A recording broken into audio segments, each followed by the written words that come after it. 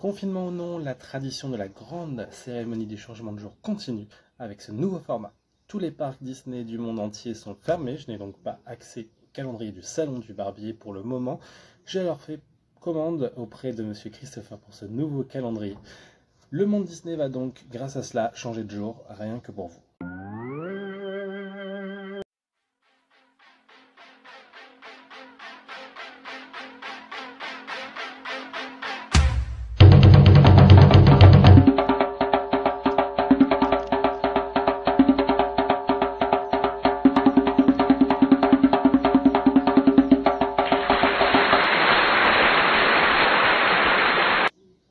Bonjour à tous. En ce qui concerne les programmes télé, par exemple, hier en plein après-midi, c'était rediffusé sur Canal+, le film Aladdin, le film live sorti l'année dernière au cinéma. Je vous rappelle que Canal+, est gratuit pour tous, avec la box télé en tout cas, pour tous ceux qui ont une box connectée, enfin un décodeur télé connecté à la box. Donc vous avez accès à Canal+ gratuitement et en clair jusqu'à la fin du mois au moins. Donc regardez bien le programme télé, vous avez souvent des Disney qui sont programmés sur cette chaîne. Vous avez également Grey's Anatomy, qui est donc une série ABC, donc Disney, qui est diffusée tous les mercredis soirs sur TF1. Donc là, on en est au milieu de la saison 16.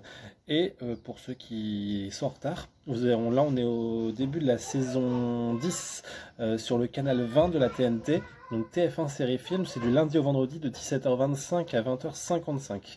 Donc pour la saison 10 de Grey's Anatomy.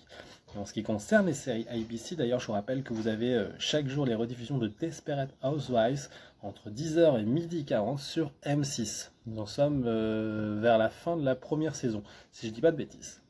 Et ce soir, à 21h15 sur C8, L'Âge de glace 4, Les Derniers Continents. Donc c'est une production Blue Sky qui appartient désormais à The Walt Disney Company depuis le rachat de certains actifs de 21 Century Fox le 14 décembre 2017. Pour rester dans les médias, J-5 enfin avant Disney+, on a hâte en tout cas en France, la cour de récré, Kim Possible, Phineas et Ferb ou encore la bande à Picsou, Bonne Chance Charlie, Hannah Montana, Zack et Cody, Waverly Place, Phénomène Raven, Violetta et tellement d'autres. On a hâte de voir tout ça ensemble.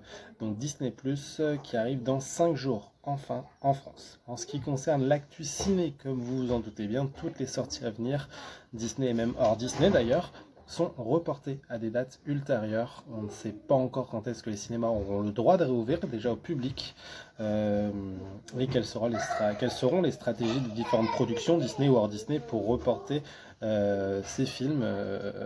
Pour les tournages aussi en cours des films comme des séries, tout a été mis en pause. Il faudra donc être patient et s'attendre à des retards pour toute production à venir une fois la crise virale enfin terminée. Notamment au cinéma, on devait avoir initialement le 25 mars Mulan. Les Nouveaux Mutants aussi pour le prochain Marvel qui devait sortir le 1er avril. Donc tout ça c'est reporté bien sûr à des dates ultérieures. Grey's Anatomy comme je vous en parlais tout à l'heure. La production de la série pour les prochaines saisons a été stoppée. Pareil pour Loki de Disney+. Donc tout ça aura évidemment des impacts sur les dates de sortie à venir pour plus tard. Hier, c'était donc le 18 mars.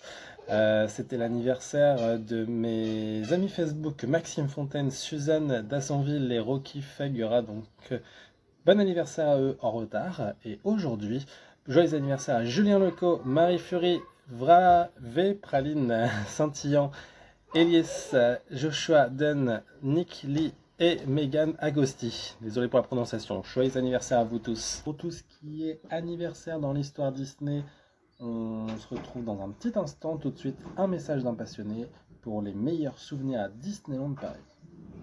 Bonjour, donc mon meilleur souvenir à Disneyland, c'est un de mes meilleurs en tout cas, ce sont les spectacles à Disneyland. Parce que je suis un passionné de comédie musicale et tout ce qui est spectacle j'adore. Donc je me rappelle donc la photo que j'ai fait avec Kaina grâce à Alexia, c'est vraiment grâce à elle. Et la rencontre avec Wendy et Ludivine qui sont aussi passionnés des spectacles Disney, voilà. Et je me rappellerai aussi le jour de mon anniversaire, donc le 18 mars 2019, donc on avait pris des pancartes pour Alexandre Pietroni qui jouait à Timon, parce qu'on est fan de lui. Et donc, à la fin du spectacle du Roi Lion, on a mis les pancartes, nous la regarder déjà vu. Voilà, donc c'est vraiment des très beaux souvenirs. Voilà. Vraiment, les spectacles Disney, pour moi, ça reste des très très beaux souvenirs. Voilà, bisous tout le monde. Merci beaucoup Cyril pour ton témoignage. Et donc on va commencer avec la date du 18 mars avant d'enchaîner pour aujourd'hui, pour les anniversaires d'aujourd'hui. Il y a 162 ans. Donc là on remonte loin, c'était le mariage de Keppel Disney et Mary Richardson. Donc le 18 mars 1858, ou 1858 pour les anciens, c'est un couple qui fera naître l'enfant Elias Disney, tout simplement le père de Walt Disney. Il y a 92 ans, donc en 1928, Walt et Lillian reviennent à Hollywood. C'était le 18 mars 1928, donc ils étaient partis à New York quelques temps afin de tenter une nouvelle négociation avec Charles Mintz pour les droits du personnage Oswald. Une longue histoire dont je vous détaillerai plus tard si vous êtes sage.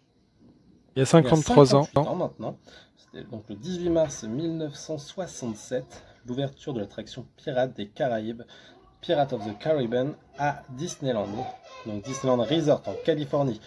Une attraction que vous connaissez de par sa version à Disneyland Paris. On peut dire de cette attraction que Walt Disney avait toujours voulu faire quelque chose autour de la piraterie, mais comme un parcours pédestre.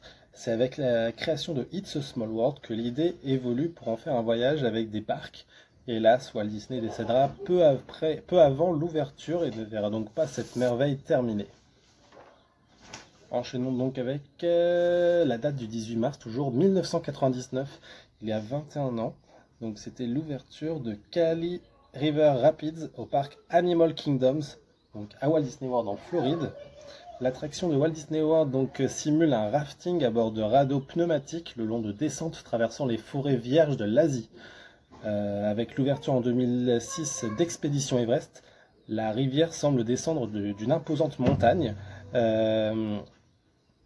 C'était donc la première rivière rapide de Disney. Elle a depuis été rejointe par Grizzly River Run dans le parc Disney California Adventure, donc cette fois-ci en Californie à Anaheim. Il y a 10 ans maintenant, donc le 18 mars 2010, c'était le décès, hélas, de Fess Parker, un acteur vedette de Davy Crockett. La série Davy Crockett contient 5 épisodes de 45 minutes. C'était diffusé dans le cadre de l'émission Disneyland sur ABC en 54 et 55. Donc c'est une émission, une série très importante, puisque c'est l'une de celles qui a permis le financement du premier parc Disneyland en 55 par Walt Disney lui-même. Donc ça a naturellement inspiré notre ranch Davy Crockett avec son nom. Son synopsis était le suivant: Davy Crockett, aventurier, devient sénateur du Tennessee et ministre des Affaires indiennes. Je vous invite à le regarder sur internet si vous en avez la possibilité. Pour les anniversaires dans l'histoire Disney aujourd'hui, donc le 19 mars, on en a très peu, c'est pour ça que je me suis surtout concentré sur ceux d'hier et que je n'avais pas fait de grande cérémonie du changement de jour hier. Il y a 73 ans, donc le 19 mars 1947, naissait l'actrice Glenn Close, qui a tant fait pour Disney. Nommée 7 fois aux Oscars du cinéma, elle détient ainsi le record de l'actrice la plus nommée, mais hélas n'ayant jamais remporté de statuette. Elle a tout de même eu 3 Emmy Awards, 3 Golden Globes et 3 Tony Awards. On peut notamment noter son rôle pour Nova dans Les Gardiens de la Galaxie, un Disney Marvel, Gutless pour La Revanche du Capitaine Crochet, le film Hook, même si ce film est un Spielberg et n'a pas été distribué par Disney.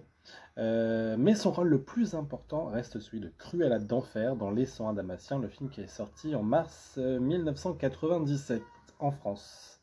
Le 19 mars 2002, il y a 18 ans tout juste, sortait en DVD en France, donc Le Bossu de Notre-Dame 2, le 75e long métrage d'animation. C'était la suite du premier opus de 1996, Le Secret de Quasimodo. Il donne naissance au petit Zéphyr, rencontre le magicien Sarouche et qui lui cache de bien mauvaises intentions. Mais Zéphyr voit clair dans son jeu et risquera sa vie. Un film dont on aura sûrement l'occasion de voir via Disney+, donc dans 5 jours maintenant. Il y a 2 ans, donc le 19 mars 2018, c'était la dernière de Mini Oh Mini, donc un grand musical à Tokyo Disneyland qui était là depuis 2004, donc après pratiquement 14 ans d'existence. Voilà, c'était la grande cérémonie du changement de jour pour ce jeudi 19 mars 2020. Merci à tous de suivre mes vidéos et de les partager. C'est un plaisir de pouvoir garder cette petite proximité entre vous et moi pendant cette période compliquée de confinement et de fermeture des parcs. N'oubliez pas que la magie Disney n'a pas de frontières et subsiste malgré la fermeture des parcs temporaires. Donc partagez un maximum de photos, de vidéos, de souvenirs de Disneyland Paris et de la marque Disney en général sur les réseaux sociaux pendant cette période. Vous avez le temps, je pense. À bientôt, à demain pour la grande cérémonie du changement de jour du 20 mars. Ciao!